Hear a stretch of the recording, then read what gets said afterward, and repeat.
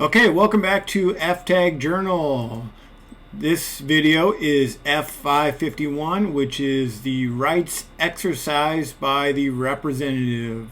The setup is always the same. We're going to do a brief overview, go through the citation history, brief go through of the interpretive guidelines, kind of give you the cliff notes. We'll let you know what the surveyors are going to look for, what questions they're going to ask, anything that was in the interpretive guidelines that indicates what the surveyor should be doing. We'll shine a spotlight on that. Then we'll get into nitty gritty, which is the actual citations, and then we'll do a brief wrap up and summary. So the overview. So F551 is all about alternative or secondary voices for the resident. Along those lines, it also has to do with the rules that the facility needs to follow and also the rights they need to promote and encourage for those secondary and alternative voices. And then there's a large section that I did kind of a compare and contrast sort of chart on, comparing and contrasting whether a resident has been judged incompetent versus if they have not been judged incompetent. So we'll go over that. So citation history. Let's see, F551 in 2018 was ranked 122, and that was with a total of 85 citations that were issued in 2018. Compare that to 2019. Well, it did drop 2 ranks. The total raw numbers are incredibly consistent. There was only 3 more in 2019 than there were in 2018. And 58.8% of them came from an annual survey. Scope and severity, so nothing above an E-level citation for F551, and you can see there the overwhelming majority of them is the D-level citation. As far as the distribution from state to state, the only thing that really caught my eye was Massachusetts with 17 citations. Their state, Massachusetts, I believe, has 330 facilities or so. So you compare that to California that has 1,200 facilities and whatnot, and you can see there's quite a bit of difference in there. So what are the least cited states and what are the most cited states? Well, 29 states had 0 citations for F551, followed by Ohio, Texas, Georgia, and Pennsylvania, all that had less than 0.3% of their facilities cited. Most cited states, Alaska, Nevada, as I mentioned, Massachusetts, Maryland, and Wisconsin. Alaska, you're going to find quite often on the most cited states, largely because Alaska has 18 facilities, I believe. So even if one facility gets a citation, you're already going to be over 5%. Okay, so the first section here on the interpretive guidelines is competent versus incompetent. When you go through the interpretive guidelines, it actually refers to them as not judged incompetent versus judged incompetent. So there's a few rights that I want to sort of compare and contrast between the two and really try to get you to have a really good understanding of how competent versus incompetent, how they're treated differently and what different rights that they have. So the first one that I want to kind of compare to is the resident has the right to designate a representative. So on this, only a resident who has not been judged incompetent has the right to designate a representative. And give me just a second, I'll kind of point out the distinction there. So residents' rights devolve to representative appointed by court under state law. So that's a key difference there, is that if you have been judged incompetent, the resident's representative is appointed by the court under state law. So I just want to make that distinction. In the first one, if you're not judged incompetent, you get to pick your own resident. But if you have been judged incompetent, the courts in the state will choose a representative for you. Representative exercises residents' rights to the extent allowed by state law. So if you're not judged incompetent, that holds true. And if you're judged incompetent, whoever the court appoints to be your representative, again, they can only exercise the resident's rights to the extent allowed by state law. So both of those categories live up to that one. Same-sex spouse must be given same rights as opposite-sex spouse. In parentheses there, it says, if valid in jurisdiction in which it was celebrated. My understanding of that is if that they got married in a jurisdiction that allows same-sex marriage, then that holds true even if they are in a facility that is not in a jurisdiction that recognizes same-sex marriage. In this day and age, I can't imagine that that would be a problem at any facility level. Really, we're not trying to make political statements at the facility level. We're just trying to care for the residents and do what's right by them and their family.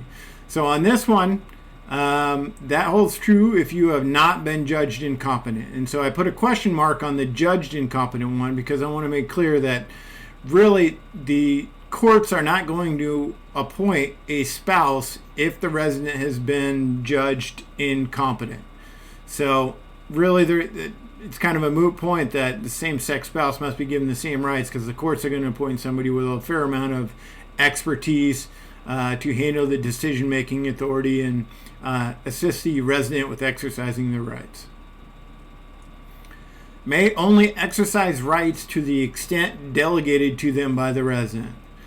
So that is for not judged incompetent, because that is the only time that the resident is allowed to delegate or choose their representative in which their rights are delegated to them.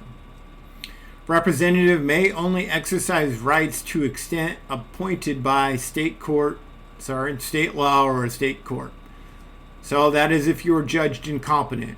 In this case, the courts will set the limitations on the representative's decision-making authority, and this could be one of the situations where, they allow the representative to make financial decisions, but they are not allowed to make healthcare decisions.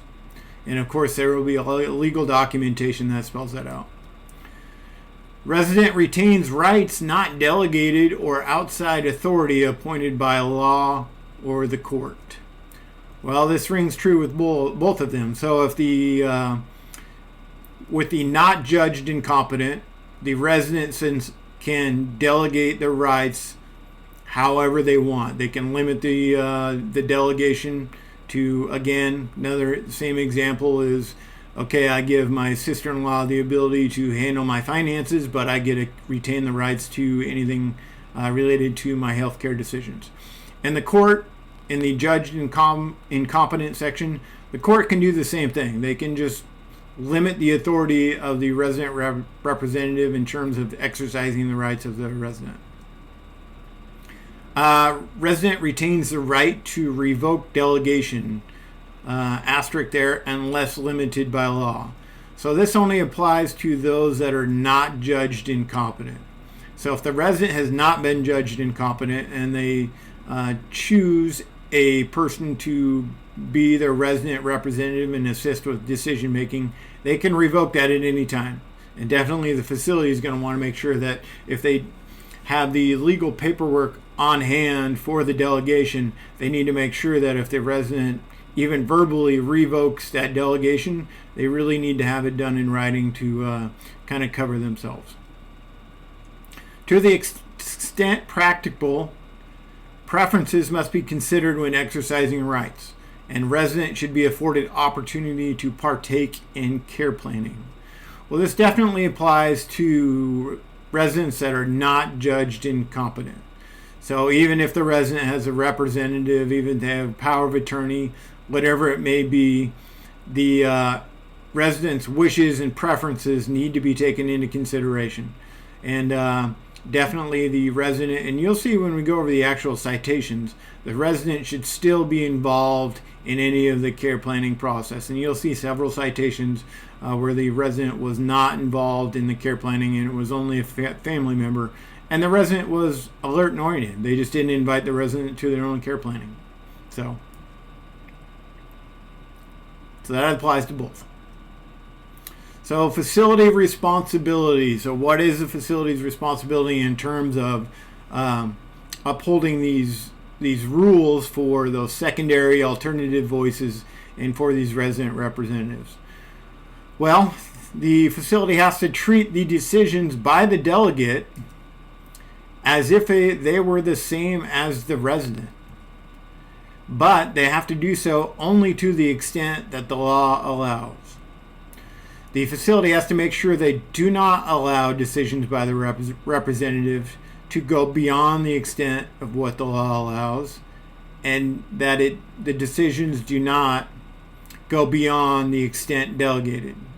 So again, same example is that the facility cannot let a power of attorney for healthcare decisions make decisions about the resident's money. So that would be beyond the extent that was delegated by the resident. Another responsibility of the facility is to ensure that the delegate decisions are in the best interest of the resident. So if you see a delegate that is in charge of the resident's financial decisions, and this actually happened to a facility I was running in Oklahoma, I believe it was. The resident's representative, who was in charge of their finances, took their money, bought a brand new flat screen TV. It was like a 55-inch TV or whatever, brought it in, gave it to the resident, and a week later they came in and took the TV back for themselves and put the old TV in there. So basically they were taking advantage, and of course we did all the proper reporting to the state. But that's one of the responsibilities of the facility, is to ensure the delegate, the resident representative, is making decisions in the best interest of the resident. And if they are not, just like I did in the example, we reported it to the proper authorities as is required by state law. Okay, so the Interpretive Guidelines has a little definition, actually it's a big definition, of what actually a resident representative is. You can see there on the screen that really the point of a resident representative is to assist with accessing medical, social, or personal information, to assist with managing finances and receiving notifications. So a resident representative, we touched briefly on it a couple slides ago, can come about in a couple different forms. One, the resident can actually choose the resident representative, right? So if the resident is still of sound mind and body and has not been judged incompetent, they can choose and delegate a representative to assist them with all this. And oftentimes it's going to be family, so that's not uncommon at all. Another way that someone can become a resident representative is if they are authorized by state or federal law. And a lot of times this will come about through a power of attorney, rep payee, or some other legal instrument in which the resident has given some authority to someone besides themselves. Another way is a legal representative per the Section 712 of the Older Americans Act, and I'll leave that up to you. If you're interested to dive into that, then by all means feel free. And another way that a person can become a resident representative, as we mentioned in the section about someone being judged incompetent, they can become a representative by a court-appointed guardian or conservator. And there is nothing in F551 that is intended to expand the scope of the authority delegated by the resident or appointed by state, court, or state law. So a little guidance here. Facility staff must confer with the chosen representative or the appointed court resident representative relating to any decisions that are allowable by law and within the confines of what the authority was actually given to them, whether by the resident or by the limitation imposed by the state court. So what the facility needs to make sure that they have is they need to make sure that they have legal documentation of the delegation by the resident to the resident representative, or the court appointment of a resident representative for the resident. The facility also needs to verify the authority for decisions at hand. Again, so give you the same example again. It comes down to the decisions about healthcare versus decisions about finances. So if they have the authority to make decisions about finances but not healthcare, the facility cannot let them make healthcare decisions. The facility must make a reasonable effort to have current and accurate documentation, including resident revocation. So I mentioned that earlier, where even if the resident verbally revokes their delegation, you need to get it in writing and make sure that you have it in their medical record. Again, the medical record is a narrative of their entire stay. It has to read almost like a story when the surveyor comes in. And delegation does not relieve liability of the facility to protect and promote the resident's interests. So I've seen a few citations where it's almost like once a resident representative has been delegated, or even if it's court-appointed guardian, the facility and the staff just completely go around the resident entirely and make decisions just through the guardian and resident representative. And again, the facility needs to make sure that they are protecting and promoting the resident's interests while following the letter of the law. Okay, just a short little section here that they included in the interpretive guidelines that just reminds us of what the representative does not have the authority to do. First one is they do not have the right to insist on medically inappropriate treatment, and the physician and or physicians will make that decision. And then the other one, which we've mentioned a couple times before, is that the resident representative does not have the authority to make decisions outside of the specific authority that was either delegated in the delegation, or was appointed by a state court, state law. Okay, so what is the surveyor procedure when trying to determine the facts about a resident that has been judged incompetent? So by a court law, been judged legally incompetent. Well, the first thing that they're going to do is they're going to verify that legal documentation of their being judged incompetent is in the medical record. Next, they're going to determine the extent of the decision-making authority of the resident representative that has either, well, in this case, if they're judged incompetent, to be somebody that was court appointed. Then they're going to identify any decision limitations. So now, once they've determined the extent of the decision-making authority and identified the limitations, they're going to be able to judge if any decisions have been made that are outside the scope of authority that has been granted to them by the state court. Which is the next point there. Is the facility allowing decisions of a representative beyond scope of authority? Again, financial versus healthcare decision making, depending on what has been allowed by the state court for that resident.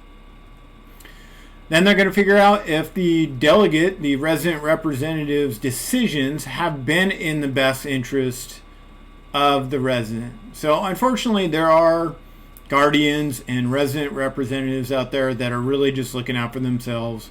I think there was a movie actually about this. I forget the name right offhand. Might have been on Netflix or Amazon Original or something, and it was basically all about some lady that was a guardian that was, she would go in front of the court and say she was doing this because she's a good person and just wants to help people. And behind the scenes, she was a multi-millionaire because she had robbed so many elderly people of all their money. They would get financial decision-making and sell their homes and charge all these astronomical fees. And so that's what the surveyor is going to do. They're going to make sure that delicate decisions are in the best interest of the resident. They're also going to find out if the resident is still involved in the care planning. Remember from that comparative slide. That was the final bullet point at the bottom, which said that even if the resident has been judged incompetent, they still need to be involved in the care planning process to the extent that is practicable.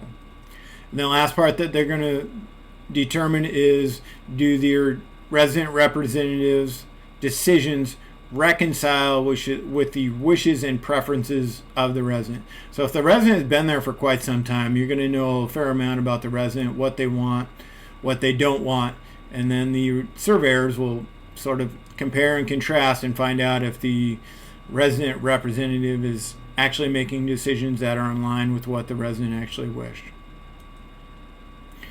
So what is a surveyor procedure if the resident is judged not incompetent? Well, the surveyor is going to find out how decisions are made for the resident. So this is, let me go back a second. So let me clarify. This is if they're judged not incompetent, but they have given decision-making authority to a resident representative. So they are going to decide, okay, well, how are decisions made for this resident? Are the residents informed of the care plan? So what they're looking for here is that if the resident has, let's say, delegated his daughter as the resident representative, are they now just having care conferences with the resident's daughter and the resident isn't even involved at the care plan meetings, care conference? And you'll actually see some citations, I think in 2 or 3 slides, where that actually happens. Just because the resident has a representative or a guardian, they just completely ignore the resident, even though the resident is, sometimes 15 out of 15 on the BIMs. So they also determine if the resident has been given an opportunity to voice their opinions. And that's just, that's right in line with the wishes and preferences. If the resident has any limitations like hearing or speech or vision, and that's one of the reasons that the resident has delegated a resident representative. They want to make sure that even though the resident doesn't have the capacity to really communicate, that the facility is still trying to understand the expression of their needs and desires, if that makes sense. It should. They're also going to determine, so this is somebody that has been judged not incompetent. So that means that the resident is allowed to delegate somebody that they may know, and in most cases it's likely to be a spouse.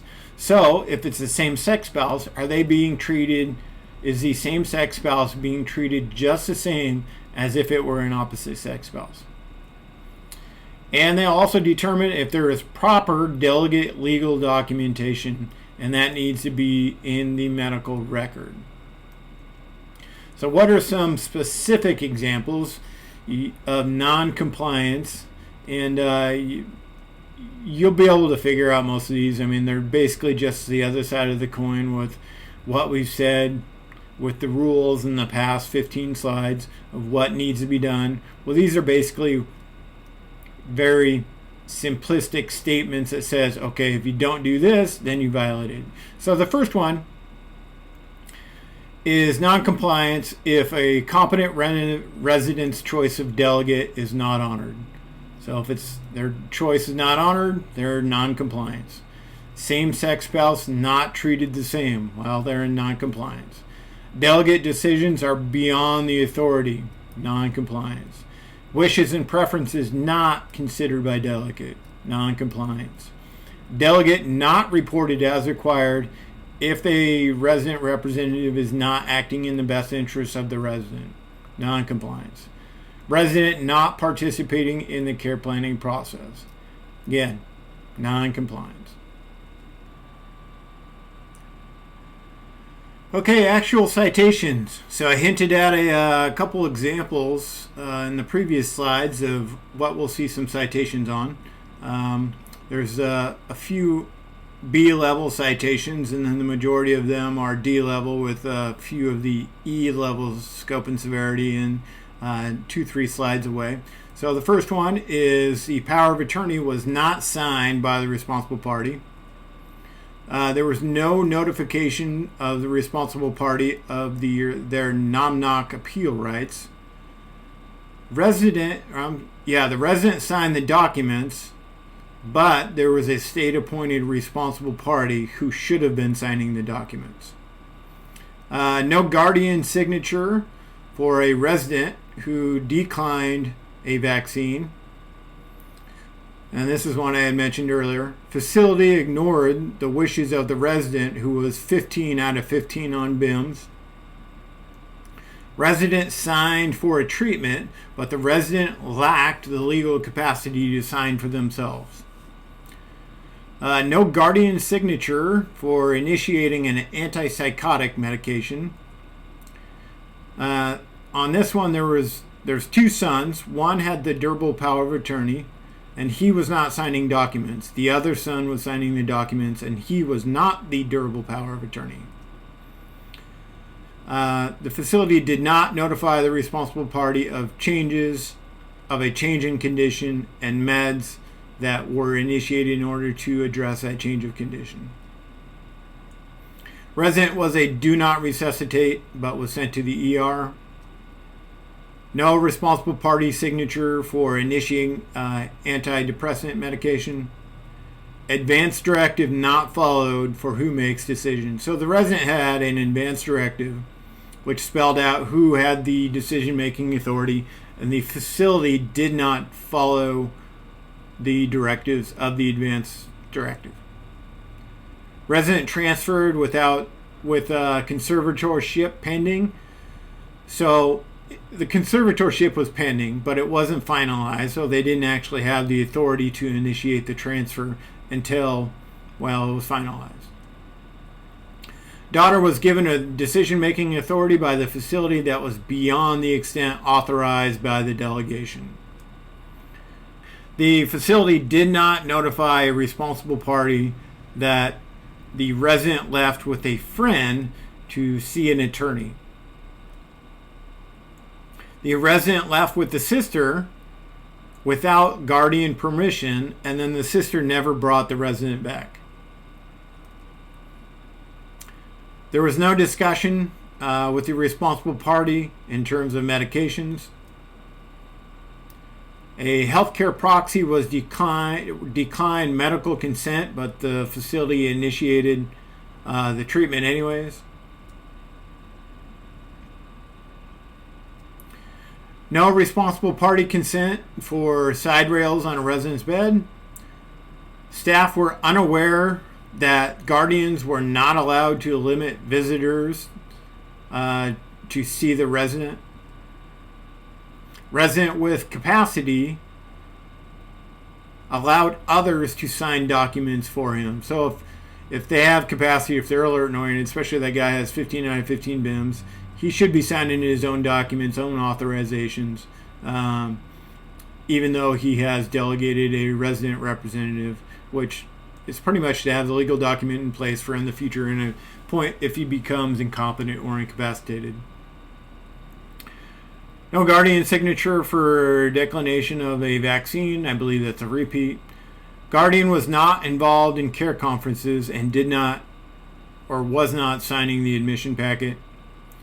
Failed to clarify if responsible party has authority to change code status. The facility failed to obtain guardian for an incapacitated resident. So my understanding of this 2567, this citation, was that while the resident was in the facility, the resident had an acute illness and became incapacitated, and that went on for quite some time. And the facility never, social services is my guess, never really initiated or made an attempt to find a guardian for the resident to make decisions on behalf of that resident.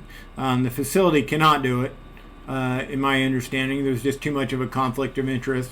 So decisions need to be made from an outside source like a guardian, and the facility never put those things in motion. And just a side note, if you're in the process of doing that, because let's say a survey does come in and this resident just became incapacitated, you should have good documentation saying, hey, this is what we're working towards, this is where we're at, this is when we anticipate the paperwork being signed and everything.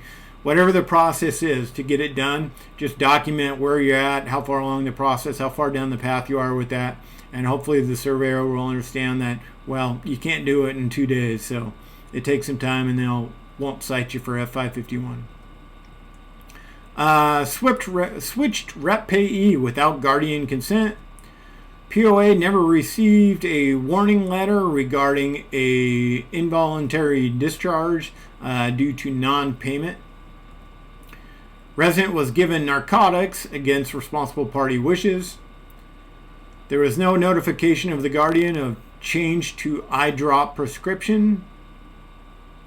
And again, this is an example of where you need to treat the resident representative the same as the resident. So if you're going to change an eye drop prescription for a resident who's alert and oriented, you're going to tell them.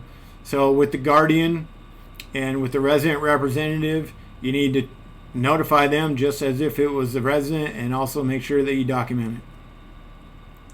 Facility ignored the responsible party request to not have a psych eval done. I could not find in that citation a reason why the responsible party would not want to have a psych eval done. No conservator ship documents in the medical record. No prior power of attorney notification of transfer to other facility. That sounded confusing. So basically what that means is that the resident was transferred to another facility. They did not tell the power of attorney until after the transfer to another facility had already been completed. DON unwilling to hear family concerns related to a UTI. So in this instance, the family is the resident representative, and again, we have to treat them the same as if we were dealing with the resident.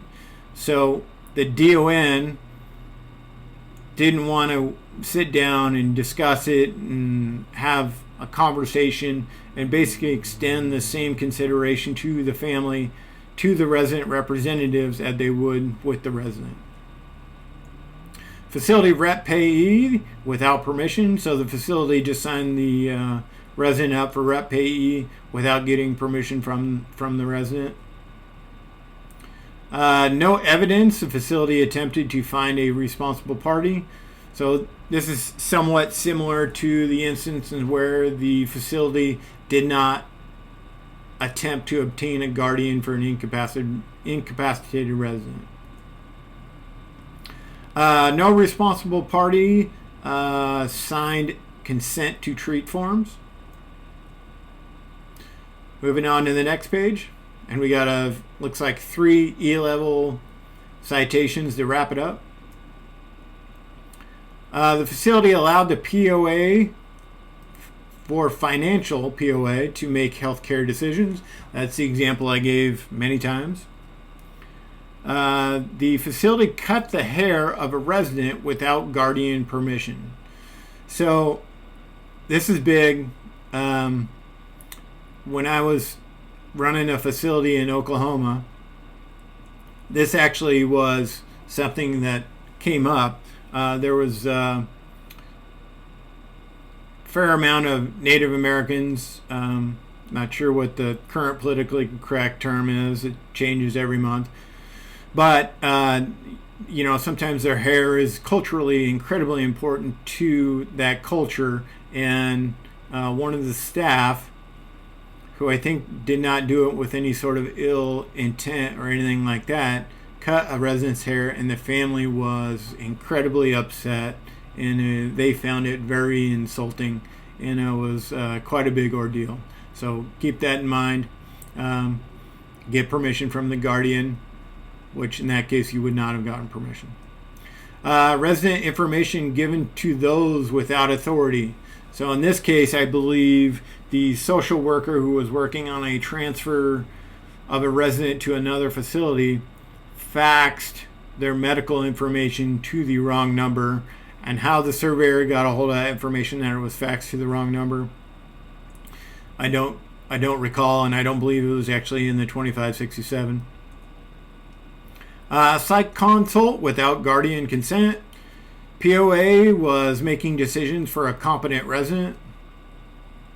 No guardian signature on the resident's advance directives. Facility allowed end-of-life decisions that were beyond the responsible party's legal authority.